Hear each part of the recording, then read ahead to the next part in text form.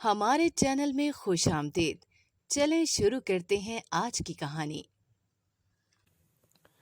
رات کا آخری پہر تھا جب میری آنکھ کھلی تو میں نے سائڈ پر سوئے اپنے چھوٹے بھائی کو ایک نظر دیکھا تھا جو کہ گہری نیند سو رہا تھا۔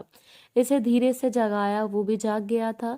ہم نے پاس پڑے اپنے سامان سے ایک گٹری کو دیکھا تھا جو کہ نہ ہونے کے برابر تھا، لیکن اس وقت ہم اپنے ساتھ اتنا سامان لے کر جا سکتے تھے۔ چھوٹا بھائی فریش ہو گیا تھا۔ میں نے اسے کھانے کے لیے ایک بسکٹ دیا تھا جو کہ کافی پرانا تھا۔ اس نے جلدی سے وہ بسکٹ کھایا تھا۔ اب ہمیں یہ گھر چھوڑ کر ہمیشہ کے لیے جانا تھا، لیکن میں کافی خوش تھی۔ لیکن ایسی کیا وجہ تھی جو ہم بہن بھائی کو یہ سب کرنا پڑا؟ میرا نام علیشا ہے، میرا تعلق پنجاب سے تھا۔ میرا بچپن بالکل ویسا ہی تھا جیسے کہ سبھی خواب دیکھتے ہیں۔ ابو امی مجھ سے کافی پیار کرتے تھے، میں بہت اچھی زندگی گزار رہی تھی۔ جیسے 14 سال کی ہوئی تو میری خوشیوں کو تو جیسے گرہن لگ گیا تھا۔ اس وقت میرا بھائی 8 سال کا تھا جب اچانک ہی امی کی طبیعت کافی خراب ہو گئی تھی اور امی کی ڈیتھ ہو گئی تھی۔ یہ خبر میرے لیے کافی بڑی تھی۔ چھوٹا بھائی ابھی ناسمجھ تھا، پر میں کافی مشکل میں پڑ گئی تھی۔ ابو کا بزنس اچھا خاصا تھا، اس لیے ان کے پاس ہمارے لیے وقت ہی نہیں ہوتا تھا۔ ہم ابو سے ایک ہی چیز مانگتے تھے کہ وہ ہمیں اتنا ہی وقت دے دیا کریں جتنا امی کی زندگی میں دیتے تھے، پر وہ بزنس میں الجھ گئے تھے۔ ایک دن ہمیں پتہ چلا کہ ابو تو ہمارے لیے ایک نئی امی کی تلاش میں تھے۔ یہ خبر سن کر ہی مجھے کافی دکھ ہوا تھا۔ میں جانتی تھی کہ سوتیلی ماں کبھی سگی نہیں ہو سکتی تھی، کیونکہ میں نے کافی کہانیاں سنی تھی۔ اور وہ دن آ گیا جب ابو گھر میں داخل ہوئے تو ساتھ یہ خوبصورت سی عورت جو ابو کی عمر کی تھی وہ بھی ابو کے ساتھ گھر میں داخل ہوئی۔ ابو نے ہمیں تعارف کروایا۔ میں نے اس عورت کو دیکھ کر صاف انکار کر دیا تھا کہ یہ میری ماں کی جگہ کبھی نہیں لے سکتی۔ یہ کہہ کر میں واپس اپنے اوپر روم میں آ گئی تھی۔ اس عورت نے میرے بھائی کو میرے خلاف کرنے کی کوشش کی تھی۔ جب میں نے اپنے چھوٹے بھائی کو سمجھانا شروع کر دیا کہ اب اس کی زندگی میں سب سے زیادہ میں ہی اہم ہوں، وہ بھی سمجھ گیا کہ ایک دن اچانک ہی ابو دوسرے شہر چلے گئے تھے جب مجھ سے غلطی سے ایک گلاس ٹوٹ گیا تھا۔ یہ دیکھ کر سوتیلی امی نے مجھے کافی مارا تھا اور اپنا اگلا پچھلا سارا غصہ نکالا تھا۔ میں کافی روئی تھی۔ میں نے فیصلہ کر لیا تھا کہ اب ابو سے امی کے اس رویے کی شکایت ضرور کروں گی۔ ابو رات کو لیٹ آئے تھے، میں رات تک جاگتی رہی۔ مجھے نیچے سے ابو کی جیسے ہی آواز آئی تو میں دوڑ کر ابو کے پاس گئی تھی تاکہ سوتیلی امی کا وہ رویہ دکھا سکوں جو وہ ان کی غیر موجودگی میں میرے ساتھ کرتی ہیں۔ اچانک ہی میرے کانوں میں ابو اور سوتیلی امی کے کہکے سنائی دینے لگے تھے۔ میں کافی شوق تھی کہ ابو اس عورت کے ساتھ مل کر امی کو بھلا چکے ہیں۔ اب اس عورت کی شکایت لگانا فضول تھا کیونکہ ابو کچھ بھی نہیں کرنا تھا ابو نے۔ میں ویسے ہی واپس چلی گئی تھی۔ میری بس اس سے ایک عادت کی وجہ سے سوتیلی امی نے میری اس خاموشی کو میری کمزوری سمجھ لیا اور اب وہ مجھ پر اور بھی ظلم کرنے لگی تھی۔ ذرا سی بات پر وہ مجھ پر ظلم کرنے لگی تھی۔ بھائی سے ایک دفعہ دودھ گر گیا تھا جب سوتیلی امی نے اسے بھی نہ چھوڑا اور 2 گھنٹے کے لیے اسے باہر دھوپ میں کھڑا کر دیا تھا۔ یہ دیکھ کر میرا پارا ہائی ہو گیا تھا۔ اب اپنے بارے میں مجھے کچھ بھی منظور تھا، پر اب بات میرے بھائی پر آ گئی تھی۔ اس کے بارے میں کچھ بھی برداشت نہیں کر سکتی تھی۔ یہ سوچ کر سوتیلی امی سے بات کی کہ اگر اب انہوں نے میرے بھائی کے ساتھ یہ سب کیا، وہ میرے بھی میدان میں بھی اتر آؤں گی۔ سوتیلی امی اس وقت کہہ رہی تھی۔ میں نے یہ دیکھا تو حیران رہ گئی تھی کہ ان کی خاموشی ایک طوفان سے پہلے کی تھی۔ مجھے اس وقت سمجھ نہیں لگی، پر جیسے ہی ابو کے آنے پر سوتیلی امی نے رو کر میری شکایت کی تو میں جان گئی تھی کہ ان کے گندے دماغ میں کیا چل رہا تھا۔ مجھے کوئی افسوس ہوا تھا کہ سوتیلی امی اس حد تک جا سکتی ہیں۔ حیرانی تو مجھے تب ہوئی جب ان کی باتوں میں آ کر ابو نے مجھے ڈانٹنا شروع کر دیا اور مجھے بدتمیز کہنے لگے کہ اگر آئندہ میں نے ان کی بیوی سے ایسے بات کی تو وہ چپ نہیں رہیں گے۔ وہ چپ تو اب بھی نہیں رہے تھے۔ میں ابو سے ناراض ہو گئی تھی۔ میں یہی سوچ رہی تھی کہ ہر بار کی طرح اس بار بھی ابو مجھے ناراض ہوتا دیکھ کر ضرور مجھے منائیں گے اور میں پچھلی باتیں بھول جاؤں گی، پر اس بار تو انہیں کوئی فرق ہی نہیں پڑا تھا۔ یہ دیکھ کر مجھے بہت دکھ ہوا تھا۔ میرے بھائی کے ساتھ بھی ایسا ہی رویہ تھا۔ ہم لوگ اپنا کھانا پینا اب خود کرتے تھے۔ میں 10ویں جماعت میں تھی، پر سوتیلی امی کی یہی کوشش تھی کہ کسی طریقے سے میں آگے نہ پڑھ سکوں اور وہ مجھے گھر پر بٹھا دیں۔ یہ سوچ کر میں نے فیصلہ کر لیا تھا کہ میں میٹرک تو ضرور کروں گی تاکہ آگے جاب کر سکوں۔ میں نے پڑھائی اور بھی اچھی کر لی تھی۔ اس کا یہ نتیجہ نکلا تھا کہ میں نے اپنے اسکول میں ٹاپ کیا تھا، پر اس کی خوشی ابو کو بالکل بھی نہیں ہوئی تھی۔ ابو نے میرا رشتہ طے کر لیا تھا۔ یہ خبر سنتے ہی مجھے دکھ ہوا تھا۔ میں نے ٹھان لیا تھا کہ باغی بن کر دکھاؤں گی۔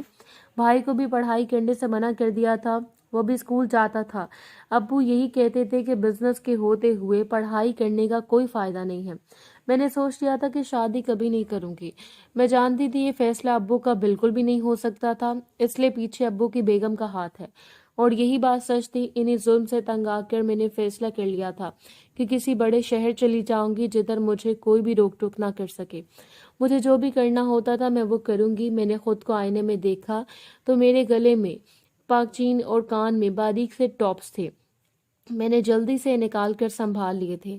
بھائی اور میں بھیکی روم میں رہتے تھے۔ میرا بھائی کافی ذہین تھا۔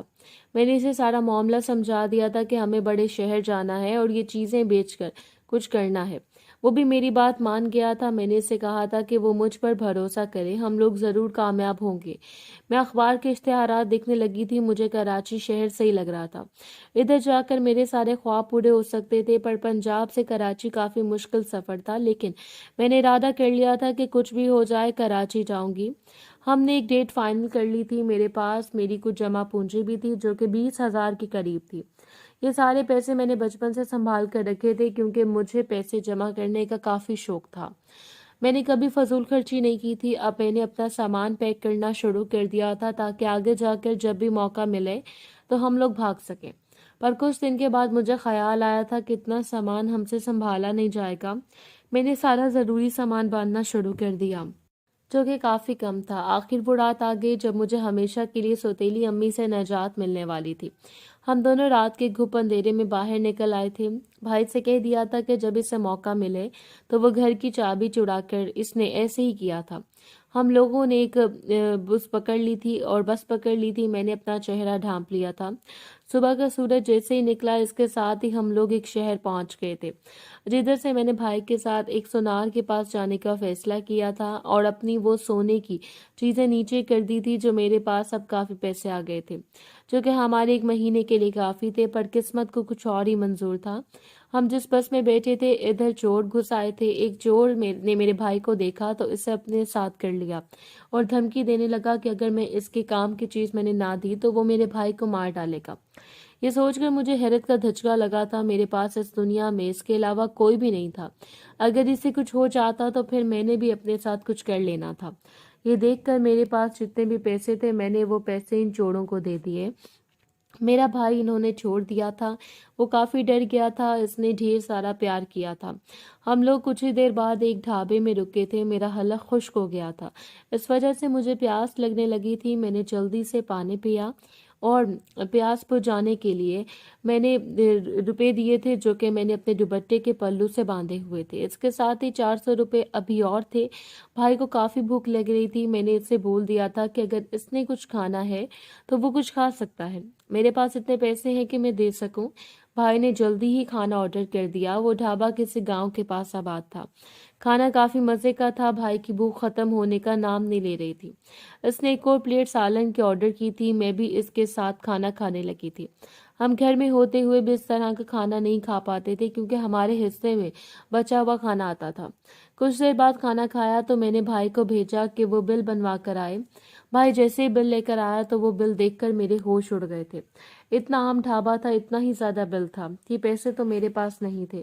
بھائی کو میں نے بات بتائی تو وہ بھی پریشان ہو گیا تھا۔ میں نے سوچ لیا تھا کہ ویٹر سے درخواست کرتی ہوں کہ ہمارے پاس اتنے پیسے نہیں ہیں، لیکن ویٹر نے جب یہ سنا تو وہ سر کو بلا لایا اور سردار اسے ڈھابے کا نواب تھا، یعنی کہ مالک تھا۔ مجھے کافی پریشانی ہونے لگی تھی۔ سردار جیسے آیا تو اس نے جب میری بات سنی کہ میرے پاس اتنے پیسے نہیں ہیں تو کافی غصہ ہوا تھا کہ پورے پیسے دیے بغیر میں کہیں نہیں جا سکتی۔ یہ بات سن کر میں بھی پریشان ہو گئی تھی۔ میں اس سردار کی منتیں کر لی تھی کہ ہم لوگ ایسے پیسے نہیں دے سکتے، پر وہ کوئی بات ماننے والا نہیں تھا۔ میرا بھائی پریشان ہو گیا تھا۔ وہ کہنے لگا تھا کہ وہ باہر جا کر کوئی بندوبست کرتا ہے، شاید کوئی اسے کچھ پیسے دے دے کیونکہ میں تو اب اس ڈھابے سے باہر نہیں جا رہی۔ میں نے بھائی کو باہر جانے کا کہہ دیا، لیکن مجھے خود بھی تھا کہ انجان جگہ تھی اور انجان گاؤں تھا۔ بھائی کچھ دیر بعد ہی واپس آیا تھا۔ میں کافی ڈر کر اس ڈھابے میں بیٹھی تھی کیونکہ میرے ساتھ کچھ بھی ہو سکتا تھا۔ وہاں کوئی عورت بھی نہیں تھی، نہ ہی کوئی لڑکی تھی۔ یہ بات سوچتے ہی میرے اندر عجیب خیالات آنے لگے تھے، پر ایسا ویسا کچھ بھی نہیں ہوا تھا۔ وہ سردار اصول کا کافی سخت تھا۔ بھائی نے باہر سے کسی بھلے انسان سے کچھ پیسے ادھار مانگے تھے اور سردار کو دے دیے تھے۔ سردار جان گیا تھا کہ ہم لوگ اس علاقے کے نہیں ہیں۔ وہ ہم سے کہنے لگا تھا کہ ہم اسے معاف کر دیں، لیکن اگر وہ ہم سے پیسے نہ لیتا تو پھر باقی کے لوگوں نے بھی سوال اٹھانا تھا، اس لیے وہ مجبور تھا۔ ہم اس کے ڈھابے سے نکل گئے تھے، اچانک ہی اپنی بس والی جگہ پر آ گئے۔ ہماری بس وہاں پر موجود نہیں تھی۔ ایک نئی پریشانی لاحق ہو گئی تھی، ہماری بس چھوٹ گئی تھی اور اب ہم کیا کرتے؟ نہ جانے کون سا گاؤں تھا۔ ہم نے گاؤں گھومنا شروع کر دیا۔ اچانک ایک گھر دکھائی دیا جو کہ اس سے ڈھابے سے کچھ قریب تھا۔ میں نے کافی دعا کی کہ اللہ کرے کوئی ٹھکانہ مل جائے اور ایک رات ادھر گزار سکیں، اس کے بعد ہی کل صبح صبح اپنی منزل کے لیے نکل جائیں گے۔ میں نے اپنی امید کے ساتھ اس گھر کا دروازہ بجایا جب اندر سے ایک عورت باہر نکلی تھی۔ ہم دونوں کو دیکھ کر وہ حیران تھی۔ میں نے اس عورت سے درخواست کی کہ وہ ہمیں ایک رات کے لیے اپنے پاس رکھ لے اور ہمیں پناہ دے دے۔ اس عورت نے ہم پہ ترس کھا لیا تھا اور مان گئی تھی۔ وہ عورت اس گھر میں اکیلی نہیں رہتی تھی بلکہ اس کا شوہر بھی تھا جو کہ باہر تھا۔ اس نے ہماری کافی اچھی مہمان نوازی کی تھی۔ مجھے اپنی ماں کی یاد آ گئی تھی کہ کیا وہ بھی اس طرح ہماری مہمان نوازی کرتی تھی۔ ہم دونوں سو گئے تھے جب اچانک سے ایک مردانہ آواز نے میری نیند خراب کی تھی۔ یہ یقیناً اس عورت کا شوہر تھا جس کی وہ بات کر رہی تھی۔ میں اٹھ گئی تھی اور سوچا کہ ان دونوں کو دیکھوں۔ مجھے اندازہ تھا کہ وہ ہمارے بارے میں بات کر رہے تھے۔ اچانک اس کے شوہر کو دیکھ کر میں شوق ہو گئی تھی۔ وہ تو سردار تھا۔ سردار بھی جان گیا تھا کیونکہ اس عورت نے ہمارا حلیہ بتایا تھا۔ اگلی صبح میری آنکھ کھلی تو بھائی تو ساتھ کر لے جانے لگے تھے سب۔ سردار نے مجھے روک لیا اور کہنے لگا تھا کہ میں اکیلے اپنے بھائی کے ساتھ کہاں جا رہی ہوں اور میرا گھر کدھر ہے۔ پہلے تو میں نے ٹھان لیا تھا کہ اسے کچھ بھی نہیں بتاؤں گی، لیکن پھر ساری بات بتا دی تو سردار کافی شوق ہوا تھا اور ہم دونوں کو لے کر فکر مند ہو گیا تھا۔ کہنے لگا کہ کراچی جیسے بڑے شہر میں مجھے بہت مشکل ہوگی۔ وہ شہر ہم جیسے چھوٹوں کے لیے بالکل بھی نہیں ہے۔ سردار نے مجھے سمجھایا کہ کچھ دن میں اس کے پاس رہوں۔ میں نے کچھ سوچ کر اس کی بات مان لی۔ اس کی بیوی کافی اچھی تھی، ان کی کوئی اولاد نہیں تھی۔ وہ ہم دونوں سے بہت پیار کرنے لگی تھی۔ ان کے ساتھ رہتے رہتے مجھے 1 سال ہو گیا تھا اور پتہ نہیں چلا تھا۔ میں نے کالج میں داخلہ لے لیا تھا۔ میرا سردار سے بار بار بات کر چکی تھی کہ مجھے ان کراچی جانا ہے، لیکن وہ ٹال دیتا تھا اور کہتا تھا کہ جب میرا کالج ہو جائے گا تو کراچی کی کسی بھی یونیورسٹی میں آگے پڑھ سکوں گی۔ اور پھر وہاں یہ بات سن کر مجھے بھائی کا خیال آیا تھا۔ اس میں اکیلا نہیں چھوڑ سکتی تھی۔ سردار کی بیوی نے مجھے یقین دلایا کہ وہ ادھر رہ کر اپنا کالج کرے گی اور اس کی ڈیوٹی ہوگی کہ بھائی کی پڑھائی کا کوئی حرج نہ ہو۔ میں اس کی ایمانداری پہلے دیکھ چکی تھی، اس لیے فوراً ہی اس کی بات مان گئی تھی۔ 1 سال گزرا تو میرا کالج ہو گیا تھا اور میرا کافی اچھے نمبر آئے تھے، جس کی وجہ سے میں کہیں بھی ایڈمیشن لے سکتی تھی۔ مجھے ایکٹر بننے کا کافی شوق تھا، اس لیے میں نے اس فیلڈ میں چلنے کا پلان بنایا تھا۔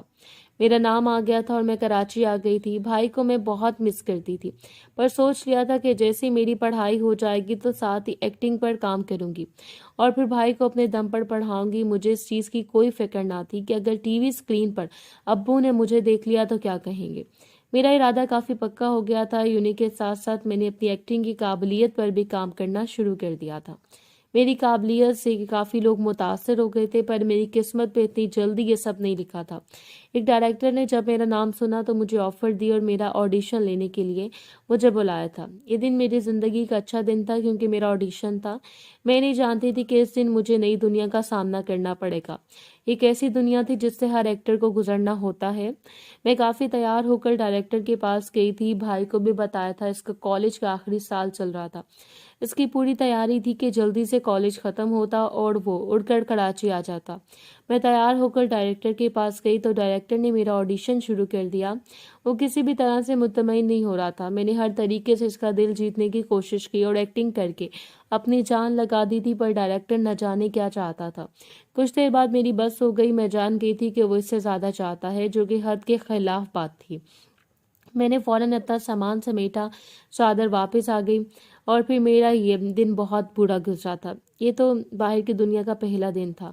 میں جان گئی تھی کہ اگر مجھے آگے بڑھنا ہے تو ان چیزوں کو پاؤں تلے کچل کر آگے بڑھنا ہے، اور یہ جو راستے کے سارے کانٹے تھے انہیں ہٹا کر چلنا ہے۔ میں نے پہلے تو اس کام کو چھوڑنے کا فیصلہ کیا تھا، اس کے بعد دوبارہ سے ہمت کی اور ایک اور ڈائریکٹر کی جیسی کال آئی تو میں نے اس کے سامنے کچھ اصول رکھے تھے کہ اگر میں کام کروں گی تو ان اصول کے مطابق کروں گی۔ وہ بھی مان گیا تھا۔ شاور میں پہلے سے میں تیار ہو گئی تھی، جانے لگی، لیکن اس بار وہ انداز اس طرح کا نہیں تھا۔ یہ دیکھ کر اس بات پر میرا یقین پکا ہو گیا تھا کہ اس دنیا میں انسان ایک جیسے نہیں ہوتے۔ میں سلیکٹ ہو گئی تھی۔ اپنی پڑھائی سے پہلے ہی سلیکٹ ہونے پر مجھے کافی خوشی ہوئی تھی۔ میں نے اس خوشی کا اظہار سردار اور اس کی بیوی سے کیا۔ اپنے بھائی کو میں ساتھ ساتھ سب کچھ بتاتی رہتی تھی، وہ بھی کافی خوش ہوئے تھے۔ میرا کام کافی اچھا چلنے لگا تھا، پڑھائی بھی میں ساتھ ساتھ کر رہی تھی۔ کچھ دن کے بعد بھائی بھی کراچی آ گیا تھا۔ میرے پاس بہت پیسے آ گئے تھے کہ بھائی اور اپنی ضرورت پوری کر سکتی تھی، لیکن میں نے سوچ لیا تھا کہ اس بار جو بھی پیسے ملیں گے اسے سردار اور اس کی بیوی کے کچھ تحفے لوں گی۔ یہی سوچ کر میں نے شاپنگ کی تھی۔ ایک دن جال کر سردار سے ملنے چلی گئی تھی۔ انہوں نے میری کامیابی پر مجھے مبارکباد دی تھی۔ میں نے ان کا کافی شکریہ ادا کیا اور ان سے وعدہ کیا تھا کہ جلد ہی انہیں کراچی بلا لوں گی۔ ان سب چیزوں میں کبھی اپنے ابو کو نہیں بھول سکتی تھی۔ امی تو ہر دفعہ میرے ساتھ میرے دل کے قریب ہوتی تھی، لیکن ابو کو یاد کر کے میں روز روتی تھی۔ کوئی بھی ان دن اندازہ نہیں لگا سکتا تھا کہ جس ایکٹر کی ایکٹنگ اتنی اچھی ہوتی ہے وہ رات کو کس اذیت سے گزرا ہوتا ہے۔ میرا بھائی اپنے بل پر کچھ کر رہا تھا، یہ دیکھ کر مجھے کافی خوشی ہوتی تھی۔ اس نے آج تک مجھ سے کسی بھی چیز کی خواہش نہیں کی تھی۔ یہ دیکھ کر مجھے کافی اچھا لگتا تھا کہ وہ بہت سمجھدار ہے۔ 3 سال گزر گئے تھے اور میں نے سردار اور اس کی بیوی کو کراچی بلا لیا تھا۔ ان کا میں نے اپارٹمنٹ تحفے میں دیا تھا اور میں اپنی ایکٹنگ کے لیے تیاری کر رہی تھی جب مجھے آ کر بتایا کہ کوئی مجھ سے ملنا چاہتا ہے۔ میں کافی شوق ہوئی تھی۔ میری فین تو کافی زیادہ تھی، ہر کوئی مجھ سے اچانک ملنے نہیں آتا تھا۔ یہ دیکھ کر میں نے کہا کہ اس اندر بلا لیں، لیکن دوسری جانب سے جو اندر آیا تھا اسے دیکھ کر میں بہت ہی شاکڈ ہو گئی تھی۔ ابو میرے سامنے کھڑے تھے، وہ پہلے سے کافی زیادہ کمزور تھے۔ انہیں دیکھ کر میں فوراً اٹھ گئی تھی۔ میرا دل چاہتا تھا کہ انہیں گلے سے لگاؤں۔ ہر پچھلی باتیں جیسے یاد آئیں تو میں نے اپنا رخ موڑ لیا تھا۔ میں جانتی تھی کہ یہ فیصلہ لیتے ہوئے میں نے ابو کا دل توڑا ہوگا، بٹ ابو نے پہلے جو میرا ساتھ کیا وہ بھی مجھے اچھا نہیں لگا تھا۔ وہ مجھے واپس آنے کا کہنے آئے تھے، پر میں بہت آگے آ چکی تھی۔ میں نے ان سے کہا تھا کہ وہ جب بھی ملنے آنا چاہتے ہیں آ سکتے ہیں، لیکن میں دوبارہ سے پیچھے نہیں جا سکتی کیونکہ میں بہت کچھ برداشت کر کے آگے آئی تھی۔ سوتیلی امی کی حالت خراب ہو گئی تھی۔ اس اچانک انہیں فالج ہو گیا تھا، اس لیے وہ بستر سے جا لگی تھی اور اس سے کوئی کام نہیں ہوتا تھا، جبکہ ابو کا بزنس بالکل ٹھیک چل رہا تھا۔ اس بزنس کی وجہ سے وہ کمزور ہو گئے تھے۔ ابو مجھ سے ملنے آ جایا کرتے تھے۔ میں نے ان سے کہہ دیا تھا کہ اگر وہ میرے پاس رہنا چاہتے ہیں تو رہ سکتے ہیں، اور اگر ان سے بزنس نہیں سنبھالا جا رہا تو اسے کلوز کر سکتے ہیں، کیونکہ اب میں اتنا کما رہی تھی کہ ابو کو کسی بھی قسم کی پریشانی نہ ہوتی۔ لیکن ابو کا کہنا تھا کہ ان سے فارغ نہیں بیٹھا جائے گا۔ بھائی کافی ترقی کر لی ہے، اس اپنا بزنس شروع کر لیا تھا۔ وہ باہر جانا چاہتا تھا، اس لیے کچھ دن بعد میں نے اسے باہر بھیجنے کی بہت کوشش کی تھی۔ وہ باہر چلا گیا تھا۔ ابو نے بھی فیصلہ کر لیا تھا کہ وہ بزنس چھوڑ دیں گے۔ میں نے انہیں سردار اور ان کی بیوی سے ملوایا تھا۔ انہوں نے ابو کے سامنے میری کافی تعریف کی تھی۔ ابو نے مجھ سے معافی مانگی تھی کہ وہ مجھ پر توجہ نہیں دے سکے اور امی سے کیا گیا وعدہ نہیں نبھا سکے۔ ختم شد۔ ناظرین، اگر آپ کو ہماری کہانی اچھی لگی ہے تو ویڈیو کو لائک کریں، شیئر کریں اور ہمارے چینل کو سبسکرائب کریں۔ اگلی ویڈیو تک اجازت دیں۔ اللہ حافظ۔